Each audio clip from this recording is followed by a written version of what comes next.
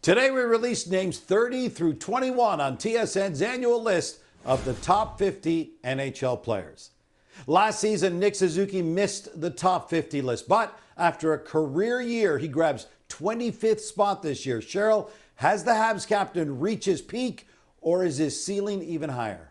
He hasn't reached his peak, Gino. I mean, he's number 25 on this list, and he's 26 years of age. And I might add, this is exactly where I had him, sitting right at number 25. And you look at the course of his career and his production. If you just look at that, he has increased his production every single year that he has been in this league. 89 points, career high last year. If you look at his last 4 seasons, he's also played 82 games. That would be a full 82 games. That means he's healthy. So as a young athlete, you develop when you are playing.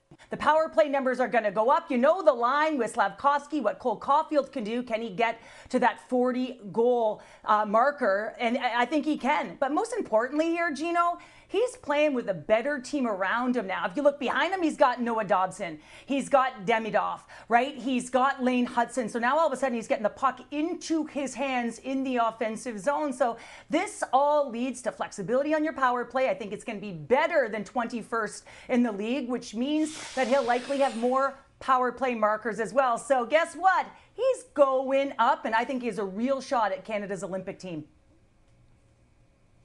Well, you might have had him at 25, and I guess TSN collectively had him at 25. I had him higher, so I think he's already peaked, higher than what we're willing to give him credit for.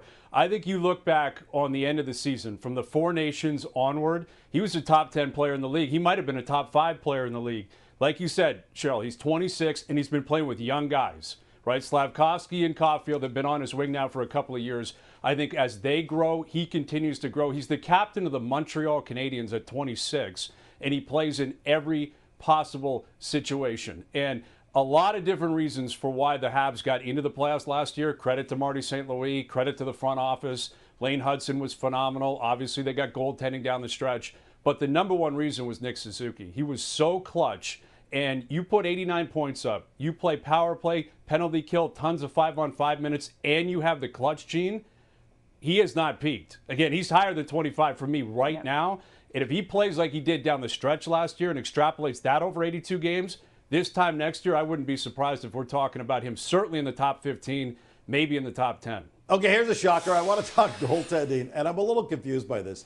Igor Shesterkin is 23rd on the list. Andrei Vasilevsky, 29th. Shesterkin had a 2.86 GAA and just a .905 save percentage last season.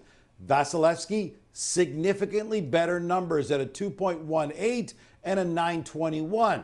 Hayes, we know the list is a projection and not a look back, but still, did the voters get it wrong by having Shesterkin ahead of Vasilevsky?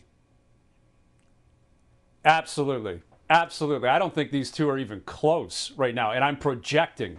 But the projections are based on what we know of these two guys. And yes, Shesterkin's a very talented goaltender, and a few years ago he had an all-world season, obviously. But I don't know if I can trust him. I don't know if I can trust the Rangers. I know I can trust Vasilevsky, and I know I can trust Tampa. And obviously with goaltending, you need the players around you, right? You need stability around you. And there's been a lot of turnover in New York, including behind the bench. And we'll see if Mike Sullivan ends up helping Shesterkin. I wouldn't be surprised if he did. But what more does Andrei Vasilevsky have to do to prove to voters that he is the real deal, that he's an all-time great? And that's precisely what he's been during the regular season and especially during the playoffs. And I know this is a regular season projection, but last year only Hellebuck was better. There was no other goalie that was even close. It was Hellebuck, Vasilevsky, and then the conversation started. And Shesterkin is 29, Vasilevsky's 31. So I don't understand this. I didn't have it this way on my list. It wasn't even close. I had Vasilevsky and Hellebuck, again, separate from anyone else in the league, Shesterkin included.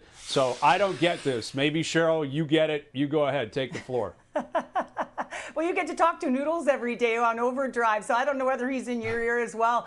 But, you know, when I look at this, I actually had Shesterkin just slightly ahead of Vasilevsky, but I was looking more at a projection coming off of a sort of an uncharacteristic season with a ton of distractions. You lose your captain in Trouba. You know, you're looking at that contract extension that finally got done in December. So I think there was a ton of distractions with that .905 save percentage.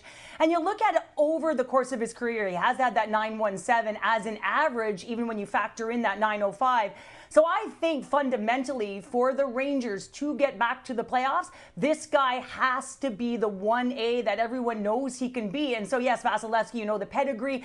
We're not necessarily talking about playoffs here. If you're just looking at projection, I think because he had an uncharacteristic year, he's going to come back guns a-blazing, and we might see another Vezina season that we saw back in 2022. And motivated right now. Only 20 names remain on TSN's top 50 list. The next 10 will be released on Thursday.